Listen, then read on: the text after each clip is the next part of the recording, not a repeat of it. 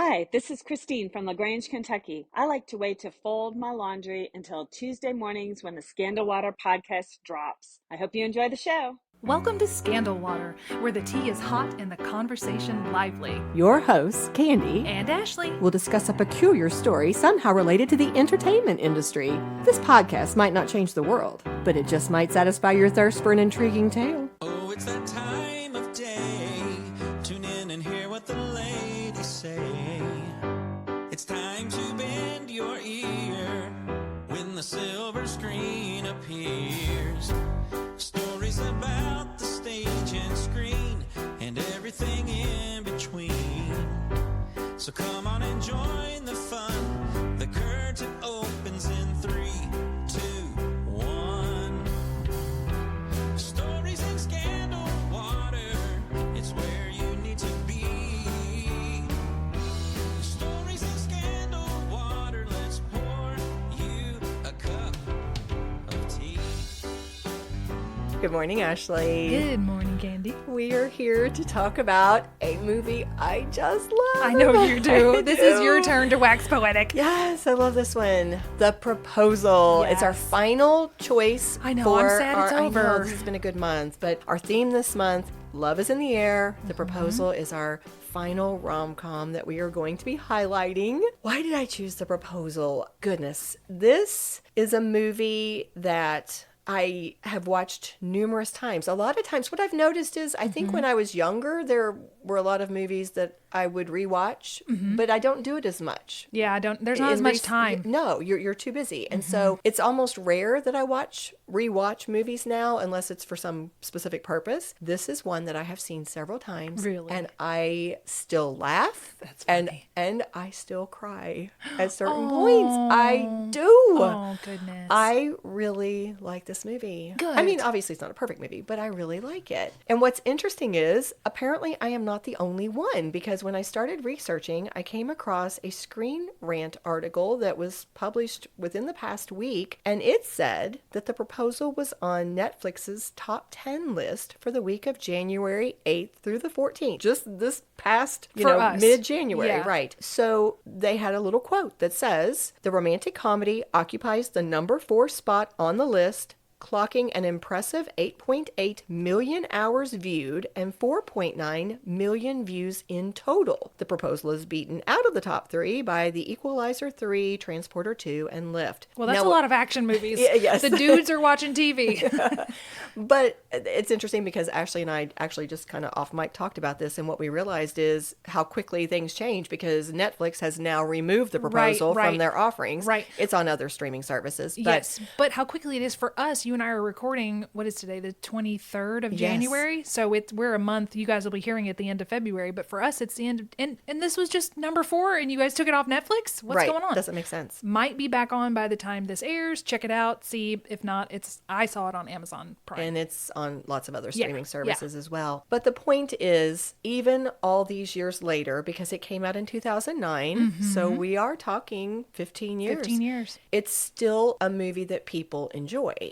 And I happened to also run across a September 2023 Redbook article entitled "The Best Sandra Bullock Movies Ranked," and they put The Proposal at the top of their list. Now, Really? yeah, full disclosure, I saw a lot of other lists where people were ranking Sandra's movies, and The Proposal did not make number 1 on many of the lists, but it made top 10 quite often. Nice. But the point is, it is a successful movie. In fact, it was very successful when it came out. It was the highest grossing romantic comedy of Sandra Bullock's career when it... What? Yes. It was big box office. So it did well. Now, the critic reviews were mixed, but audiences loved it. Yeah, they came out and they supported it.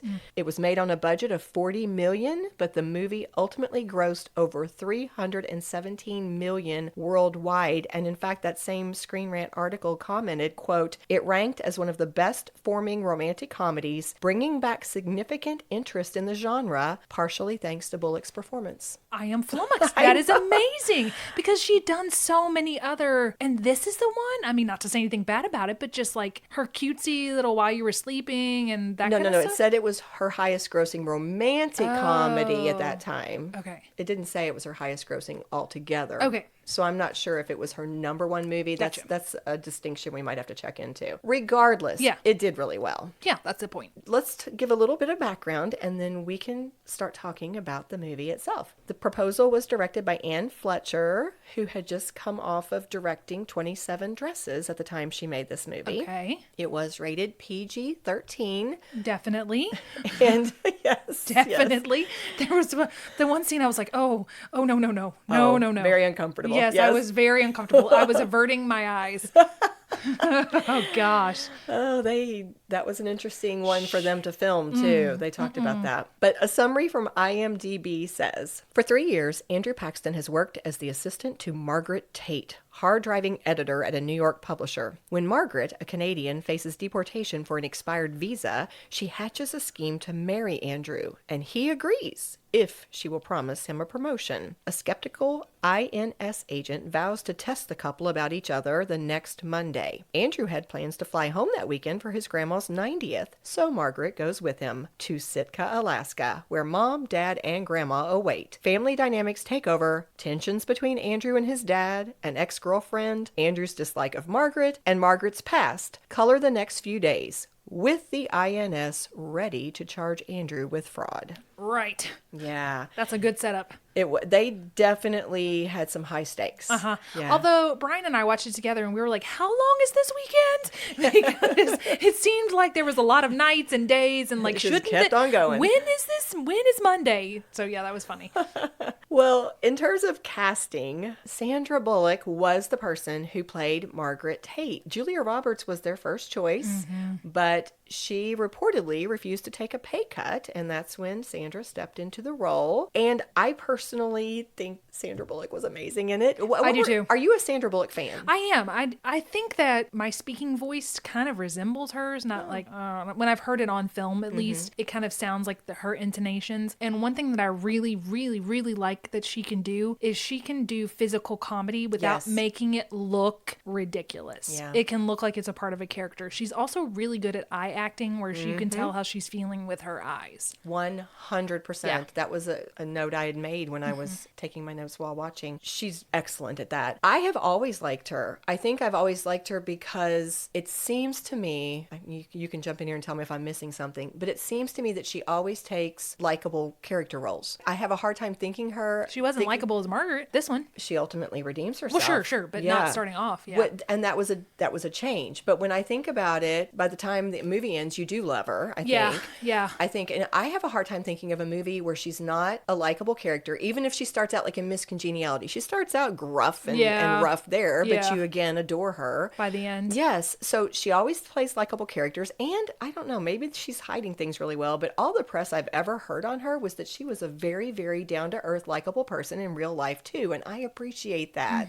I think she was named, I'm pulling this out of the air, so I may be wrong, but I think she was named after two of my favorite actresses, which is Sandra Dee and Annette Funicello. Her name is Sandra Annette. Oh, really? Yeah, I like I that. think that's some kind of trivia I remember from the archives. Pulling it out there. Well, I looked it up because I couldn't remember. I knew Meg Ryan is the queen of rom-coms. I wondered, does Sandra Bullock have a title? And apparently she is called America's Sweetheart. Well, that's been used a bunch, though. Yes, Julia I agree. Roberts was called America's Sweetheart. I agree. Yeah, But she's okay. not the single America's. Yeah. Well, they also said that many times she's referred to as the girl next door. Yeah, that seems better. Well, obviously, huge number of hit movies behind her. This is one of them. And I think, and not just Candy thinks, but a lot of people agree that part of the success of this movie was the chemistry that she had with Ryan Reynolds. Are you a Ryan Reynolds fan? Yeah, I like him a lot. I do too. Well, he said in an interview that he and Sandra had been friends since they met back in 2000 through a mutual friend. So by the time they were making this movie, they had been friends for something like 8 or 9 years. He's a lot younger than her, Significantly, something like 12 years. Yeah. Yeah. This was their first chance to actually work together, and Ryan himself felt that they had some powerful chemistry. In fact, in an interview, he said, quote, "In terms of gelling together, chemistry is, I think, the last magical component left in Hollywood. It's something you have no control over. It's either there or it's not. When it's there, it's like winning the lottery. You really have to rise to the chemistry. We just had a ball." Good. good. I love hearing that. Well, they had an incredible supporting cast too. Who were the other actors that stood out to you? Mary Steenburgen, Betty White, of course, Craig T. Nelson, who I think has had that hairstyle his whole career.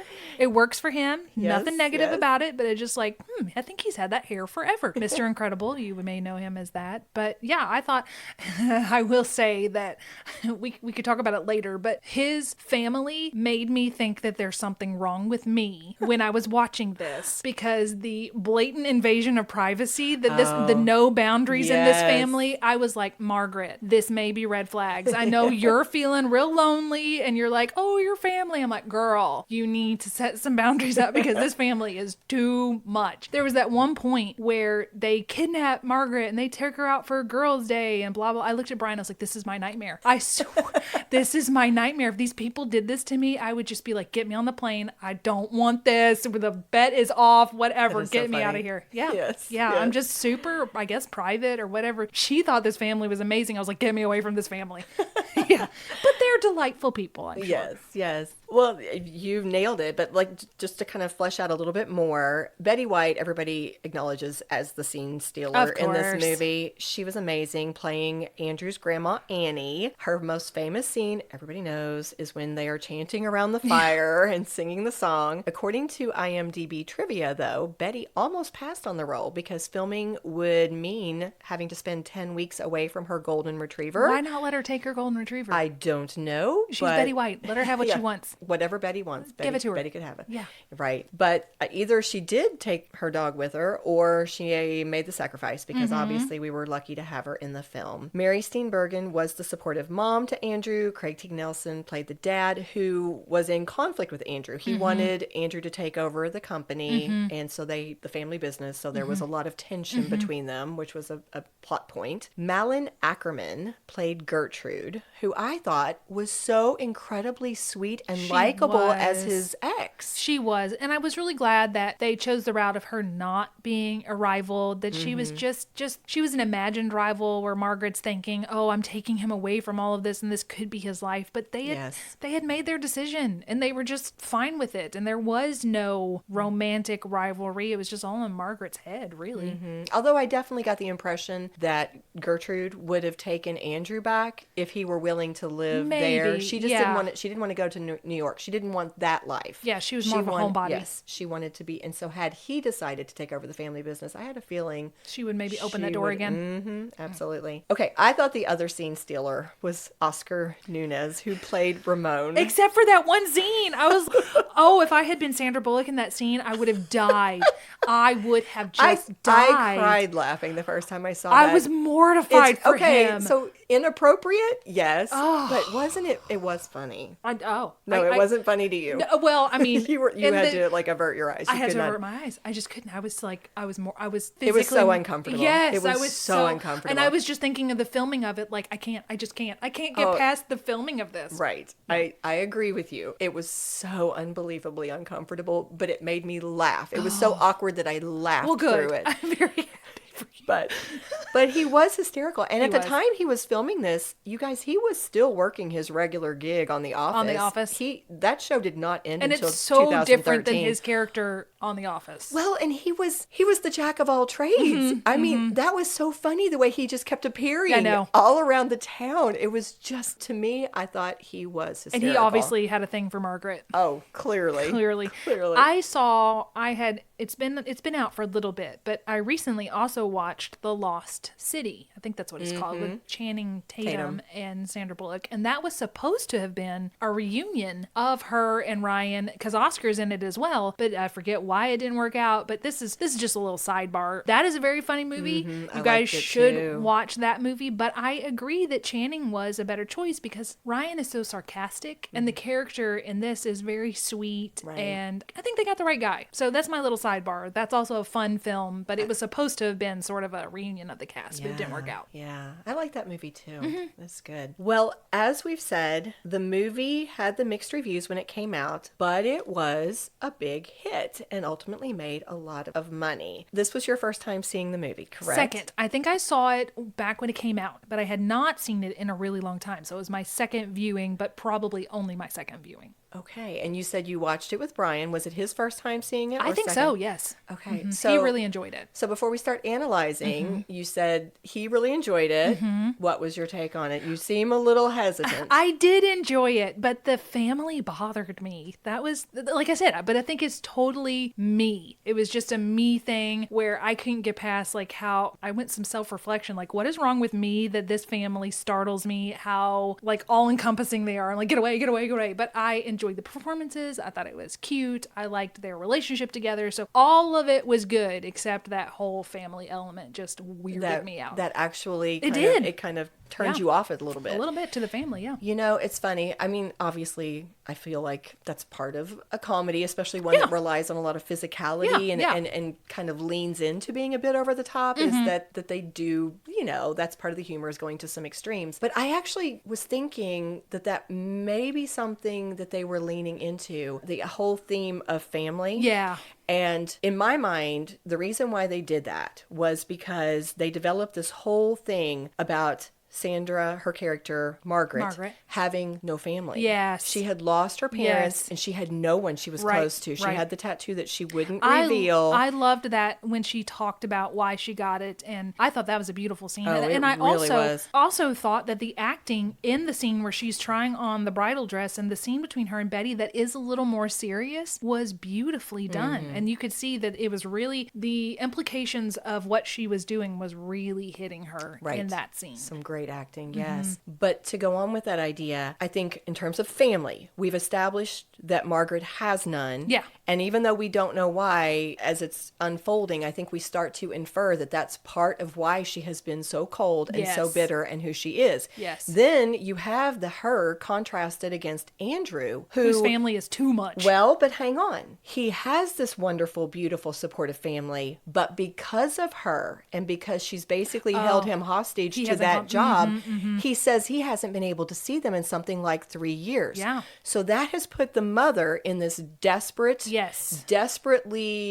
needy situation with him, where she openly says he's never going to come back if you keep fighting with him, to her husband. Yeah. If you keep fighting with him, you're going to drive him away forever. He'll never come back. So she is in such a place of concern that she doesn't get to see her son enough, that he's away. Dad is in conflict, again, because of Margaret. Yeah. He feels like it's Margaret's fault. Margaret is mistreating him, but yet her son is still putting up with all this stuff because he wants the promotion. He wants to be an editor. Right. He also thinks that his son, when he says, I'm engaged, he thinks that he's using this woman to get ahead, which he does not approve of. Exactly. But I feel like I'm kind of talking in circles, but I guess to try to bring my point home, I think what we have here is one person whose place in life is very, very unhappy because she doesn't have family. One person who has family, but his situation is not what it should be because of the circumstances. And then ultimately by the end, both of them recognizing we love family. Yeah. There's healthy boundaries, of course, Yeah. but the fact that this is what she's always wanted, this is who she is, this is what actually brings the happiness. Yeah. This is what fulfills her and actually makes her become, her arc is she becomes the person she wants to be, the better person because of this family. His family does that, I think. So yeah, over the top, but I think also trying to drive home a point. Yeah, I agree. That's what I said. I think it's something wrong with me. So thinking about how the movie starts, it's hard, right? Margaret Tate's character is so cold, so awful. But I think that, again, they go to the extremes. We have to understand how high the stakes And are. we know she's mean because she has a ponytail. That's so true. It's like, oh, her hair is tight in a ponytail. At the end, it's down.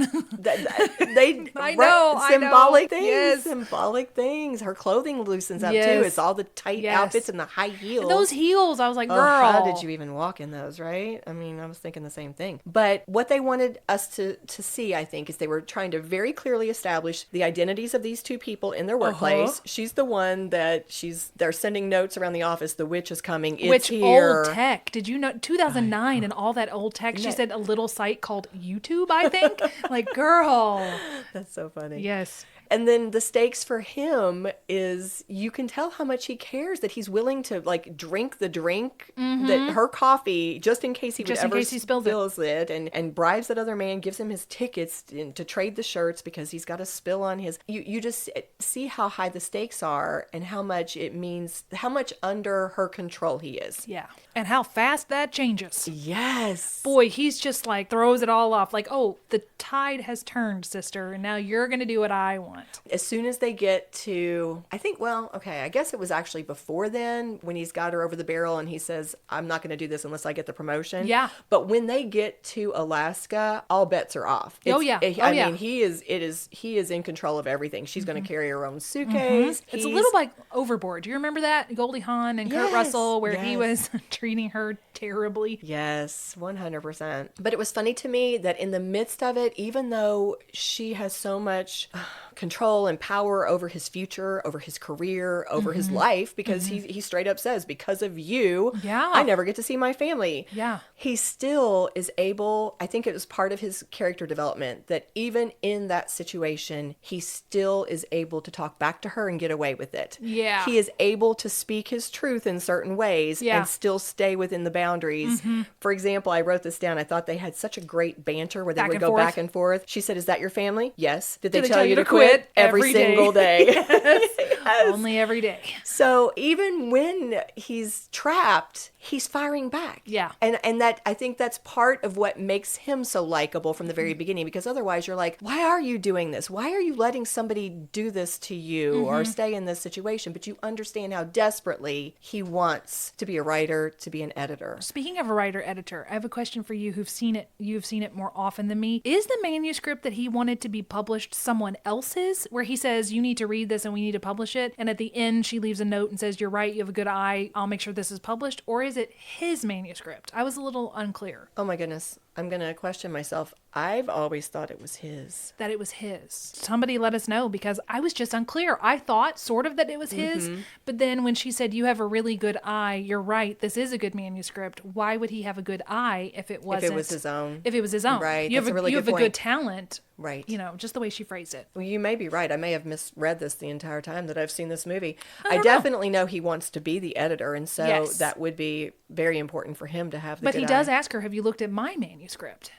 I don't know. Yeah. A little confusing. That's okay. Well, I'm looking at the time, and I think maybe we should take a little break here and then come back to talk more about the movie. Let's do it.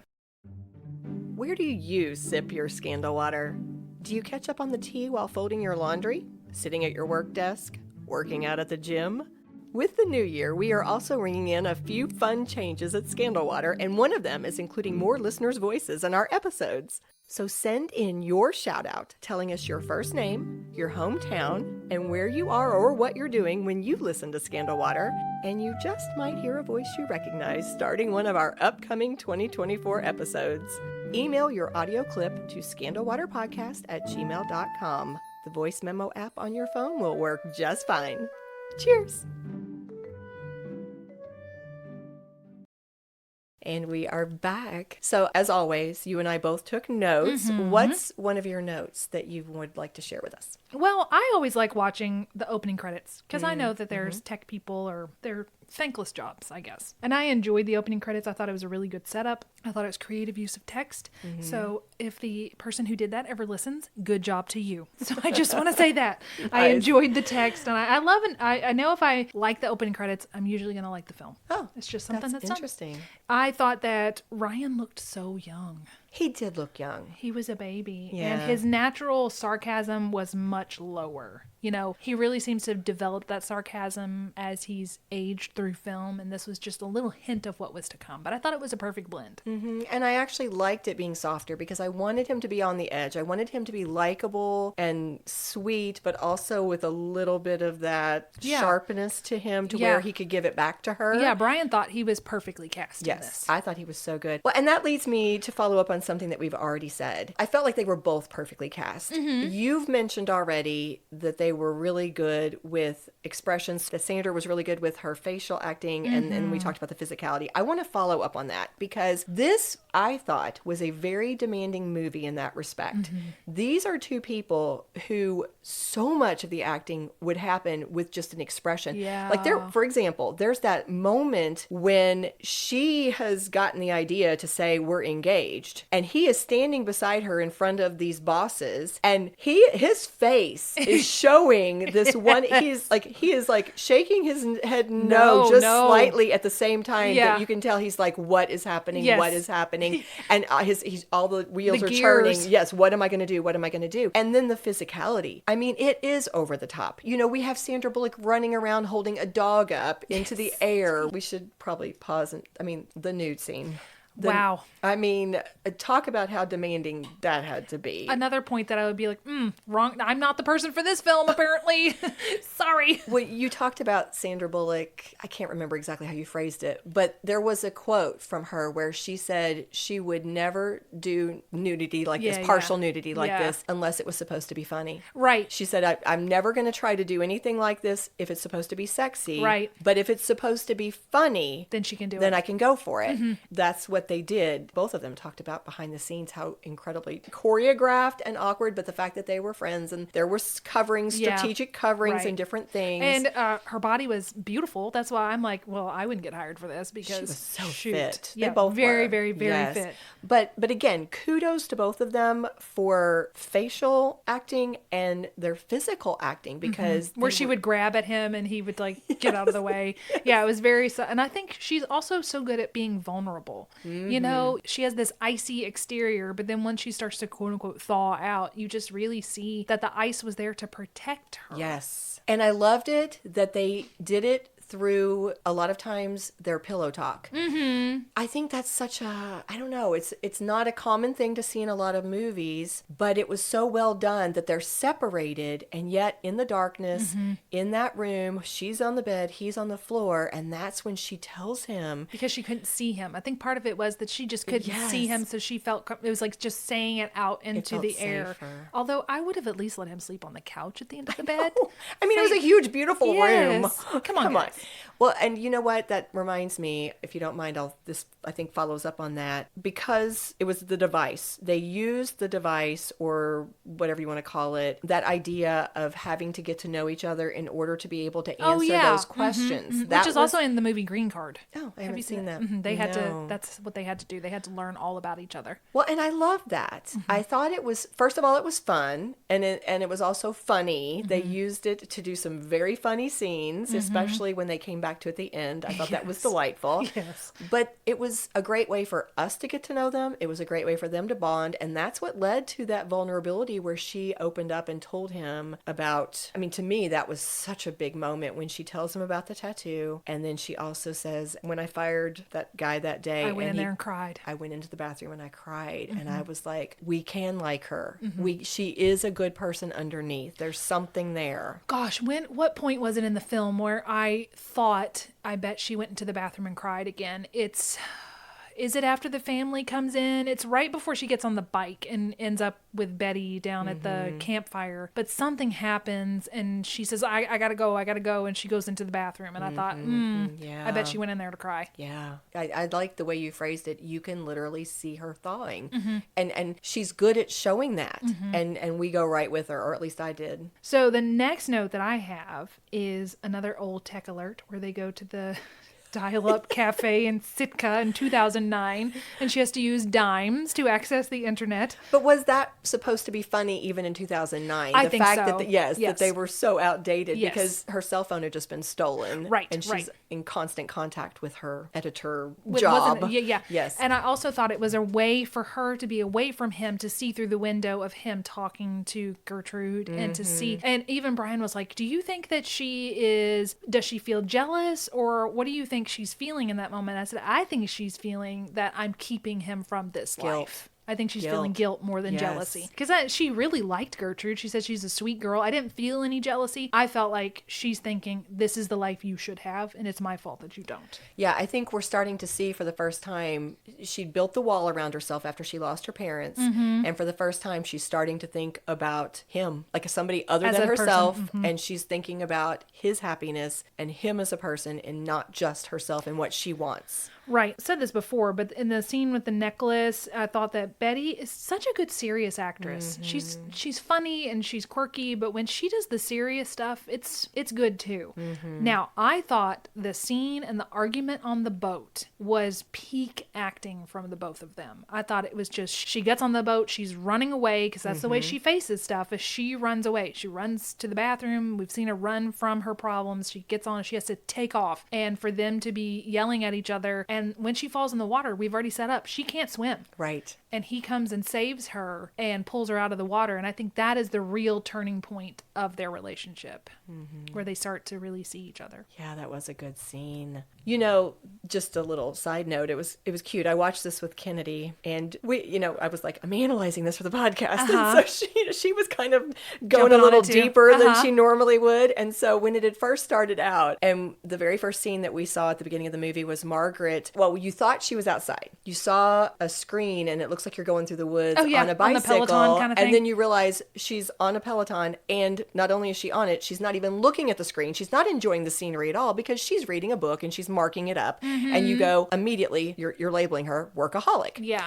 And so when she's actually on the bike heading down to go to I that... hate nature. Well, but she heads down to that campsite. Kennedy said, oh, call back to the beginning. She's actually on a bike. Oh, true. She's actually now in nature, experiencing life, not just, she didn't say all that, but she said she's actually in the woods. She's actually living it now. She's experiencing it now. That's true. And I was like, oh, that's good. Good job, Kennedy. Good job, Kennedy. Another thing I noticed, to me, the part where I cried was when she was at the wedding. And I think this isn't kind of an actor perspective comment. Sandra Bullock does such a good job of not overdoing the super emotional scenes. Yes. She wasn't sobbing. Nope. She wasn't going high and out of control with it. It was such a controlled emotional scene. Those tears welling up in her eyes. They were there, but they didn't. Yeah. The incredible vulnerability. She humiliated herself. She took every bit of the blame. She wanted him to be scot-free from any legal, ramifications. And I was bawling. Oh, gosh. I thought it was beautiful, too. I read in Patrick Swayze's autobiography that he said the way to play a scene that's emotional like that is not to go full out, but just to let it be where you're on the verge of tears, and that is sometimes more impactful than actually just crying about it. But going to a little bit before that, before the wedding, the scene with the dad in the barn was the first time Andrew took charge and Margaret was silent. Oh, yeah, because before Margaret was doing all the talking with the executives, and she was like, you don't say anything. Now Andrew is the one talking to Dad and the INS agent, and Margaret said nothing. She was kind of off to the side, and that's the first time in their relationship that had happened. So he's now invested. He wants this to happen, and it also speaks to the fact that they are becoming equals who respect each other, and they're in things together versus one person with all the control dominating everything. Yeah, they were equals. Also, I thought that wedding gown in that barn was gorgeous. Oh, yes. So the scene, I loved the full circle. Now when she's back in her office and she's having to pack up. Which, who packs in heels like that? Right. Okay. And that outfit. That outfit. Come on, girl. But it's so humiliating. Yeah, it is. And she's been dethroned.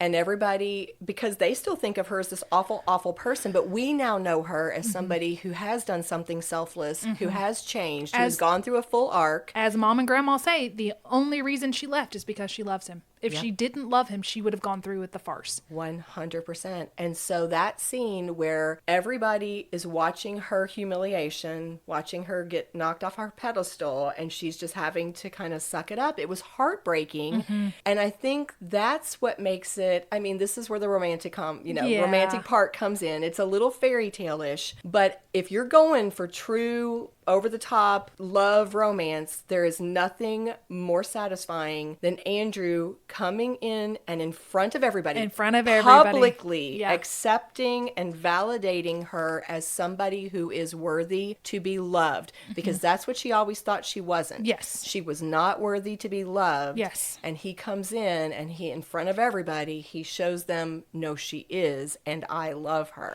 Yeah, I did get teary at that. And the line, marry me because I'd like to date you. I was like, what a line. Oh my gosh. So cute. That was a great line. But I did. I got a little I did too. verklempt about the beauty of it. And where she said, I'm scared. And the way she said, I'm scared. He's like, so am I. It's going to be hard. But whatever he said, I don't know. I can't remember anything past marry me because I want to date you. It was just beautiful. And you see them like they're the couple now. Like you totally believe them as two people who love and respect each other as equals. And the eye acting was off the charts. So good.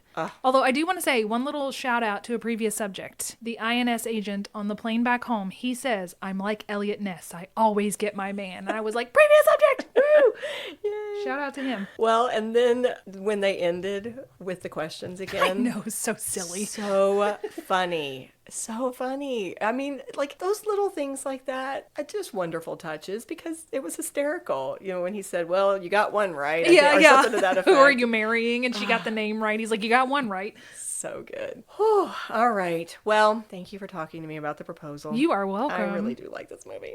Armchair Psychologist. Well, since this is our last episode of this month, this is our last Love is in the Air rom-com, I thought I would throw a different armchair at you. First, actually, I wanted to call back to a previous discussion, though. Oh, let's do it. What is it? Do you remember, I think it was in our Meg Ryan French Kiss episode, I asked you why the rom-com genre doesn't seem to be as popular anymore? Yeah. And we speculated about that. Do you have an answer? I don't have an answer, but in doing this research, I came across an article specifically written about this topic, and it was a piggybacking on The Proposal. And what it specifically said was, here's a little quote, after success in the 2000s, the mid and late 2010s saw the mid-budget rom-com slowly transition from being a theatrical experience to one mostly relegated to streaming. Oh. And so the article goes on to say that the rom-com genre is not dead. They said new ones are released all the time, but it's usually sent to streaming now. Interesting. Nowadays, they don't give the same budget to rom-coms. Gotcha. So then they don't get the big name actors. They don't do the big movies. So now we get the action movies and these other Marvels, the sci-fis and all the different things on the big screen, and they just go ahead and send the rom-coms to streaming. That's interesting. I know. I thought that was interesting. But here's the question for you. Why do we as a society like rom-coms still so much? What do they do for us? They take us away from real life. I mean, we've had this conversation with the Hallmark movies. That's true. It's just a respite from life is tough right now. It's been tough for, since life started. It's just always tough and you're always going through something. And we rarely have times where everything's going just perfectly in our lives. But for 2 hours or hour and a half or however long, we have a safe space where we can watch these beautiful people fall in love and beautiful scenery and everything works out in the end. What wouldn't you like about that? Yeah. You know? And I think you can correct me if you think I'm wrong, but I think rom-coms appeal to everyone. I don't think there's anybody who doesn't deep down inside look for love or hope for love. So just the very idea, the very premise behind this, it's got a general audience. That's something that we all like. And it's not an action adventure. It's not got the same drive maybe or excitement that they do, but you still have the same satisfaction. If they're done well, you've got the same humor. You do have a lot of events happening. So they're entertaining, they're fun, and you're going to leave the theater or your couch feeling good. Yeah. There's no downside. There's just no downside. And speaking of love, Scotty has joined us, so you're hearing his little purrs of happiness. He likes a rom-com too. Yes. He is a rom-com. He's a little rom-com in a little body. Oh. He's a little bit of a nightmare, but makes you feel good at the end of the day. Well, thank you for joining us to wrap up our rom-com month, Scotty. And you get to be here for the cheers too. That's right. So. And for our listeners, let us know your favorite rom-com. What do we need to watch? Yes. Because when this comes out, it'll be February. So tell us what we should watch. And also, happy birthday to us. It's our birthday week when this comes out. That's right. Happy birthday, Ashley. Happy birthday, Candy. Well, let's leave this one with a big cheers to Sandra Bullock and Ryan Reynolds, Yes. who did such a fantastic job, as did all the other Of course. castmates. Of But course. cheers to you, Sandy and Ryan. Cheers. If you love what we do, please rate and review our show. Or you can become a supporter by making a donation through buymeacoffee.com/ScandalWaterPod. Whether a single gift or a recurring monthly donation, it would go a long way towards supporting our work and allowing us to keep the tea brewing. At our website, www.ScandalWaterPodcast.com, you can submit questions or your own story ideas, access our sources and show notes, see the merch we offer for sale, and more. You can join the Scandal Water community through our Scandal Water Podcast Facebook page or follow us on Instagram or TikTok at Scandal Water Podcast. This episode was executive produced by Candy Thomas, that's me, and Ashley Raymer Brown. That's me. It was researched and written by Candy Thomas and edited by Ashley Raymer Brown. A special thank you to Josh Martin, who wrote, composed, and performed the Scandal Water theme and other music, Matt C. Adams, who created the artwork, and Joshua Reith, who designed our website and provides ongoing technical support. As a reminder, this podcast is purely for entertainment purposes. The thoughts and opinions of the host during each episode of Scandal Water are their own and do not reflect the opinions of any future guests, advertisers, or clearly professional psychologists. Thanks for listening.